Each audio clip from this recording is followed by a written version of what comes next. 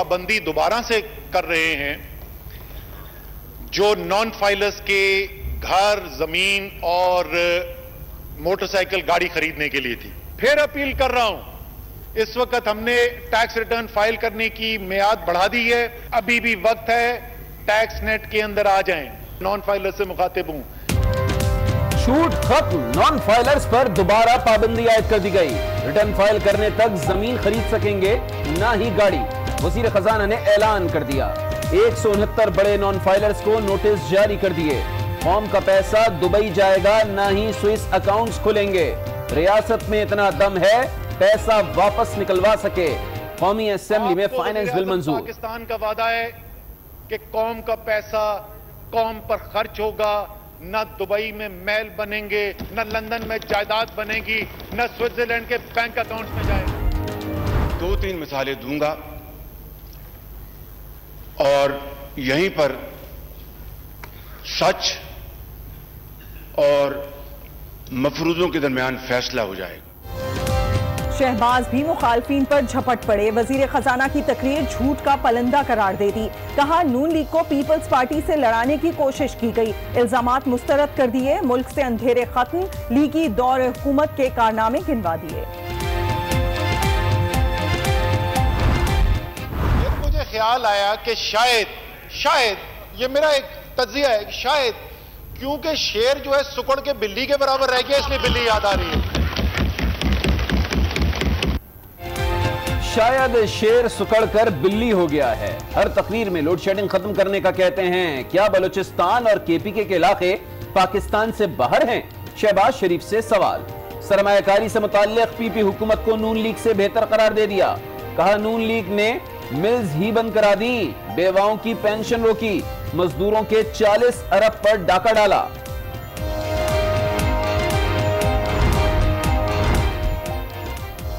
कौमी असेंबली में बिलावल का भी जलाल। नया पाकिस्तान पुराने IMF की तरफ क्यों जा रहा है? 100 दिन का एजेंडा कहां गया? चेयरमैन पीपल्स पार्टी के सवालात। कहा हुकूमत ने एक भी वादा पूरा नहीं किया। धरने और हुकूमत में फर्क है। ये पार्लियामेंट है, कंटेनर नहीं। सख्त फैसले करें और अमल करें। यू टर्न नहीं लेना। मईशत चंदे से, सियासत गाली से और मुल्क जादू से नहीं चलेंगे।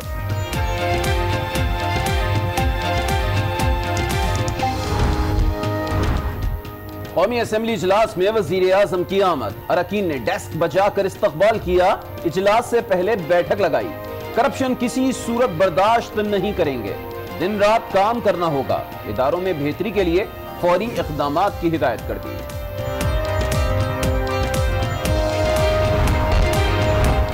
बैठे हैं हम तहैया तूफान किए हुए। नवाज शरीफ ने इरादे बता दिए। राना मशहूद के बयान का शहबाज शरीफ ने नोटिस लिया है। सहाफियों से गैर रस्मी गुफ्तगू अल अजीज का रेफरेंस में पेशी।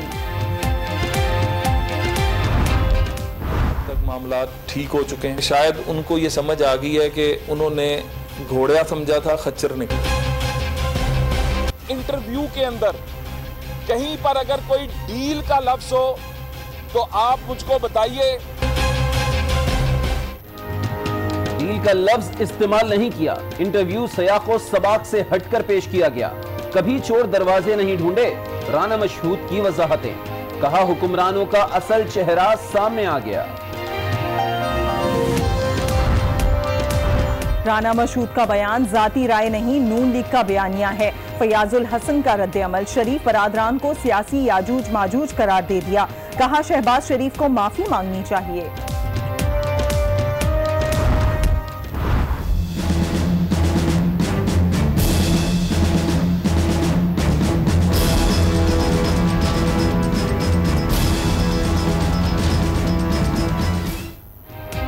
डीपीओ पाकपतन का तबादला वजीर आला हाउस की ईमा पर हुआ। एहसन जमील का रवैया तज़हीक आमेज था। IG कलीम इमाम रबर स्टैम्प की तरह इस्तेमाल हुए। रिजवान गोंदल के खिलाफ महकमाना कार्रवाई की सिफारिश की। सरबरा नेक्टा की तहकीकाती रिपोर्ट सुप्रीम कोर्ट में पेश।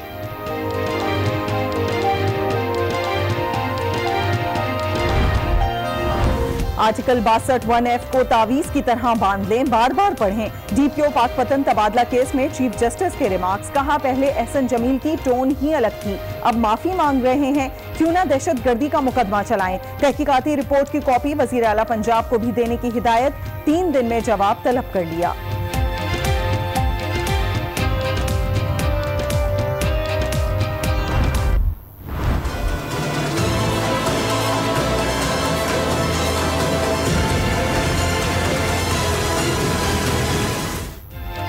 सेनेट की नशिस्त के लिए पंजाब असेंबली में वोटिंग जारी। पीटीआई के वसीम शहजाद और नून लीग के अहमद हसन मद मुकाबिल।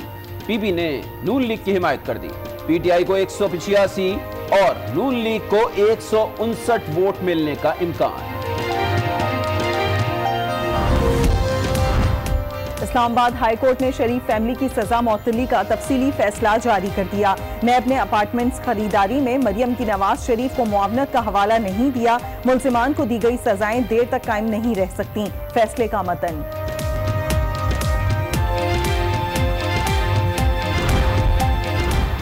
वज़ीर आज़म के मुआविन खुसूसी जुल्फी बुखारी तनख्वाह नहीं लेंगे। ओहदे पर रहने तक पूरी तनख्वाह डैम फंड में देने का ऐलान कर दिया। रुकने पंजाब असेंबली अमजद चौधरी भी पूरी तनख्वाह डैम फंड में ही देंगे। 25 लाख का चेक वजीर आला के हवाले कर दिया।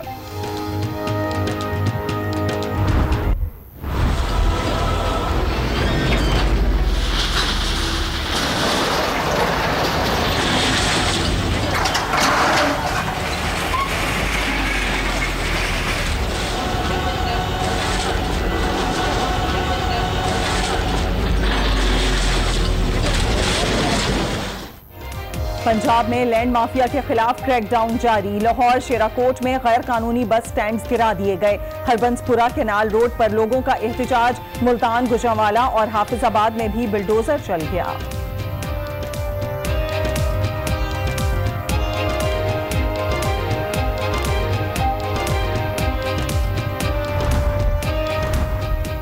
कराची में दहशतगर्दी। एहसानाबाद पुलिस चौकी के करीब फायरिंग। ट्रैफिक पुलिस एहलकार जाँ बहक। सब इंस्पेक्टर रफीक ड्यूटी अंजाम दे रहा था। मोटरसाइकिल सवार 2 मुल्जिमान फरार हो गए। तलाश जारी।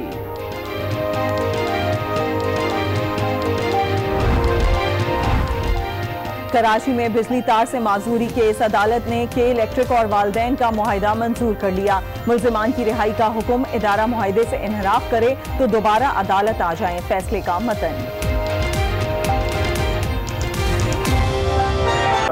वो भी शामिल कर ली गई थी और उसी के तहत जो है पुलिस ने इसको गिरफ्तार किया। उसी में इसका रिमांड होगा और उस पर जो है बहुत शुक्रिया सऊद बिन मुर्तजा आपका।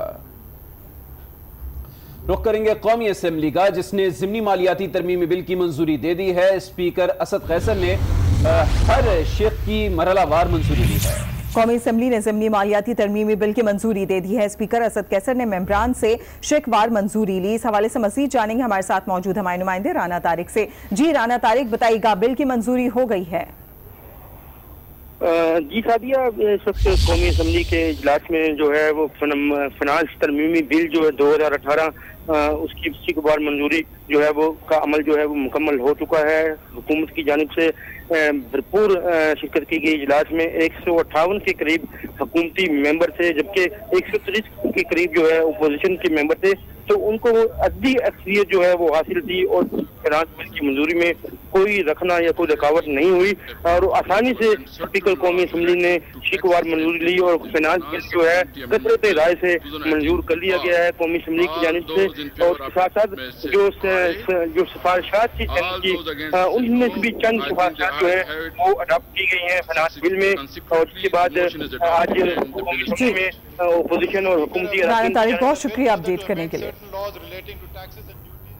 मजीद आपको बताएं, वफाकी हुकूमत ने नॉन फाइलर्स के लिए जमीन और गाड़ी खरीदने पर एक बार फिर पाबंदी आयद कर दी है। वजीर खजाना असद उमर ने कहा कि रिटर्न फाइल करें और जमीन गाड़ी खरीदने के अहल हो जाएं। उनका कहना था कि रियासत इतनी कमजोर नहीं जितनी नजर आती है, अभी भी वक्त है टैक्स नेट में आ जाएं। ये पाबंदी दोबारा से कर रहे हैं। जो नॉन फाइलर्स के घर, जमीन और मोटरसाइकिल गाड़ी खरीदने के लिए थी। नॉन फाइलर्स जमीन खरीद सकेंगे, न ही गाड़ियां ले सकेंगे। हुकूमत ने एक बार फिर पाबंदी आयद कर दी। वजीर खजाना असद उमर ने कौमी असम्बली में नॉन फाइलर्स के खिलाफ ऑपरेशन का प्लान बता दिया। जिन्होंने बड़े बड़े घर खरीदे, जिन्होंने बड़ी बड़ी गाड़ियां खरीदी, लेकिन वो फाइलर होने की जहमत नहीं की, उनके पहले 169 जो सबसे बड़े जो थे, वो एक कट ऑफ हमने यूज किया था, उनको नोटिस इशू हो गए हैं। इस हफ्ते के एंड तक नेक्स्ट सीरीज जाएगी, ये मामला हजारों में जल्द पहुंचेगा। उन्होंने नॉन फाइलर को दो टोक पैगाम दिया, कह दिया बता दूं रियासत इतनी कमजोर नहीं जितनी नजर आती है। अभी भी वक्त है, टैक्स नेट के अंदर आ जाएं।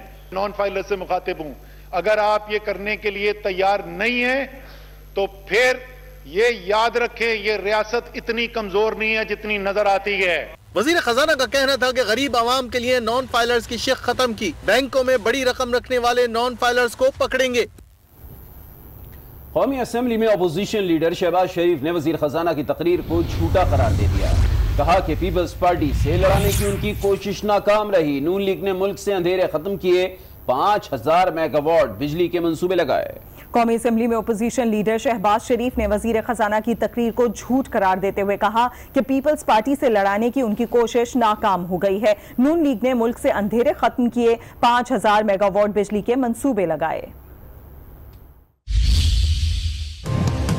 सिर्फ 2-3 मिसालें दूंगा और यहीं पर सच और मफरूजों के दरमियान फैसला हो जाएगा।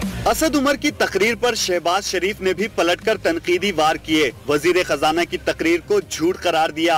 अपनी तकरीर में जो उन्होंने बातें की हैं उनमें सच का फुकदान है। नून लीग ने मुल्क से अंधेरे खत्म किए, 5000 मेगावाट बिजली के मंसूबे लगाए, जबकि केपी में -6 मेगावाट बिजली पैदा की गई। नहीं, नेट 160 अरब रुपए की नेट सेविंग हुई, मैं ये बात बता चुका हूं। और जनाब स्पीकर, केपीके में -6 मेगावाट बिजली पैदा हुई इन 5 सालों में। उन्होंने वजीर खजाना की तकरीर को पीपल्स पार्टी से लड़ाने की नाकाम कोशिश करार दिया। गलत बयानी, दरोगोई और वक्त का ज़िया, इसके ऊपर आपकी पूरी गिरफ्त होगी और इंशाअल्लाह हम भरपूर ऑपोजिशन का किरदार अदा करेंगे। आपकी आज की नाकाम कोशिश कि हमारे और पीपल्स पार्टी के दरमियान कोई फासले कायम किए जाएं, ये आपकी कोशिश नाकाम हो गई। शहबाज शरीफ का कहना था कि अगर पाकिस्तान की तरक्की के लिए हुकूमत काम करेगी तो हिमायत करेंगे, लेकिन झूठ पर गिरफ्त करेंगे।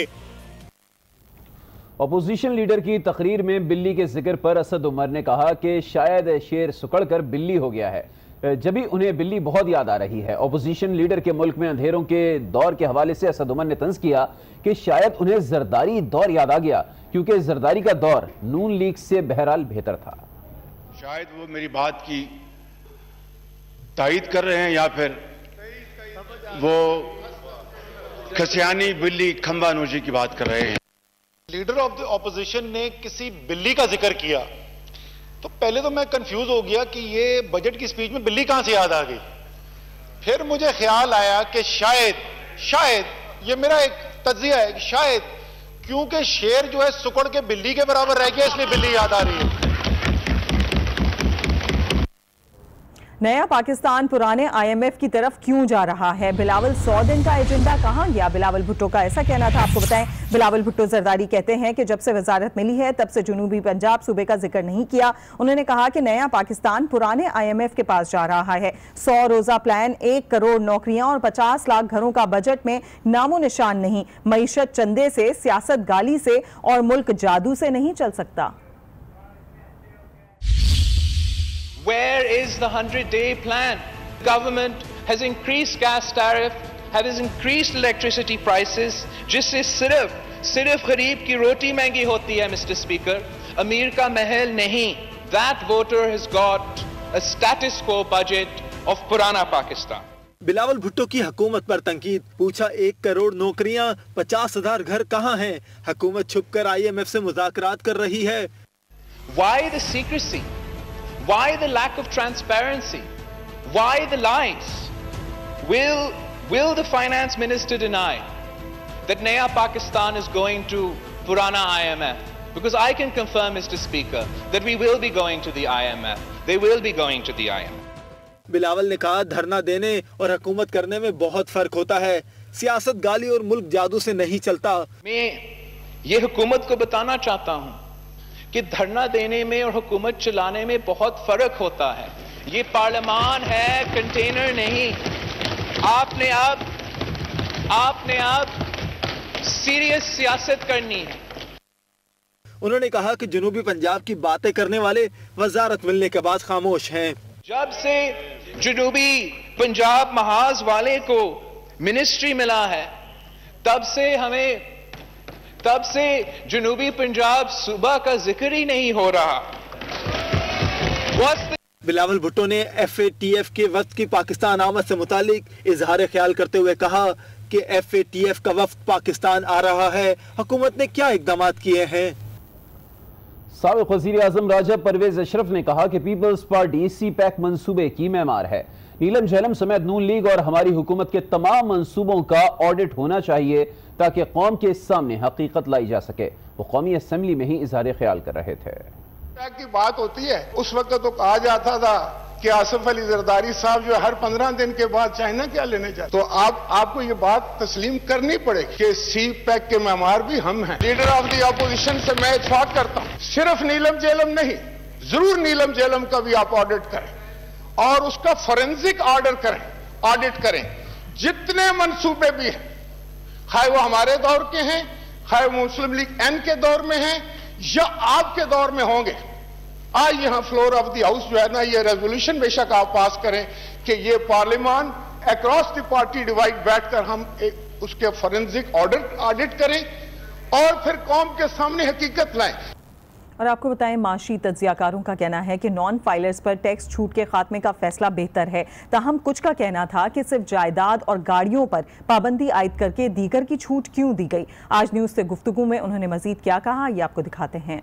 वो तो बहुत आसान काम है ना कि अगर एक बंदा प्रॉपर्टी खरीदता है पाकिस्तान में तो वो बता सकता है कि उसके पास वो टैक्स पेयर क्यों नहीं है। क्या आइन और कानून में ये सजा लिखी हुई है कि सिर्फ और सिर्फ घर खरीदने में पाबंदी